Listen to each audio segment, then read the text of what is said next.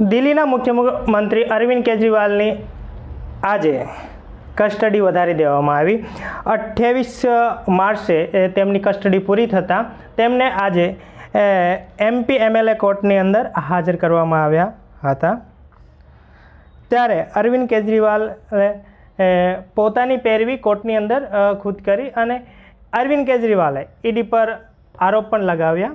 તેમણે કહ્યું કે ઈડી આ કેસની અંદર જ્યારે કોઈ વ્યક્તિને પકડે છે, ધરપકડ કરે છે, ત્યારે તે વ્યક્તિ આપના નેતાનું જ્યાં સુધી નામ ના લે પોતાના નિવેદનની અંદર ત્યાં સુધી તેને છોડતી નથી। જેમ કે મનીષ સિસોદિયાનું નામ લેવામાં આવ્યું, બાદમાં તેમની પણ ધરપકડ કરવામાં આવી। સંજય જૈનનું નામ લેવામાં આવ્યું, બાદમાં તેમની પણ ધરપકડ કરવામાં આવી અને હવે મારું નામ લેવામાં આવ્યું અને મારી પણ ધરપકડ કરવામાં આવી। આ કેસને લઈ આંતરરાષ્ટ્રીય કક્ષાએ પણ નિવેદનો સામે આવવા મળ્યા છે અને આંતરરાષ્ટ્રીય જે નિવેદનો સામે આવ્યા એમાં એવું કહેવામાં આવ્યું કે આ કેસની અંદર નિષ્પક્ષ અને પારદર્શી રીતે તપાસ થાય।